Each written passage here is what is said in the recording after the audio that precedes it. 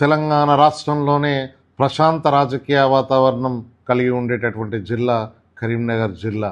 ఇలాంటి జిల్లాలో నేడు బీజేపీ పార్టీ నాయకులు మరియు బీఆర్ఎస్ పార్టీ నాయకులు ఫ్యాక్షన్ రాజకీయాలకు తెరలేపడం జరిగింది.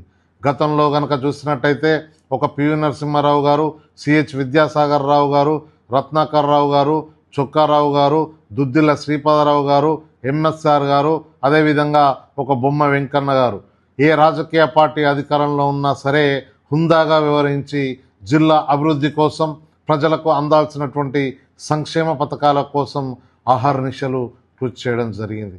కానీ నేడు ఈ యొక్క బీజేపీ పార్టీ నాయకులు, ఈ యొక్క బీఆర్ఎస్ పార్టీ నాయకులు అభివృద్ధి గురించి కాకుండా, జిల్లాలో ఉన్నటువంటి ప్రజలకు అందాల్సినటువంటి సంక్షేమ పథకాల గురించి కాకుండా కేవలం ఒక మీడియాలో కనబడాలనేటటువంటి ఒక దురాలోచనతోని ఈ యొక్క ఫ్యాక్షన్ రాజకీయాలకు తెరలేపడం జరిగింది.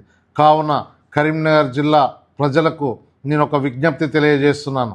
ఇలాంటి రాజకీయ నాయకులను బీఆర్ఎస్ పార్టీ మరియు బీజేపీ పార్టీ చదువు సంధ్య లేనటువంటి ఇలాంటి నాయకులను ఎన్నుకోవడం మూలంగా ఫ్యాక్షన్ రాజకీయాలకు తెరలేపి మన జిల్లా యొక్క గణనీయమైన చరిత్ర ఉన్నటువంటి మన జిల్లా పరువును తీయడం జరుగుతుంది. కావున ఇలాంటి నాయకులను ఎన్నుకునే ముందు ఒకసారి ఆలోచించుకోవాల్సిందిగా తెలియజేస్తూ ధన్యవాదాలు.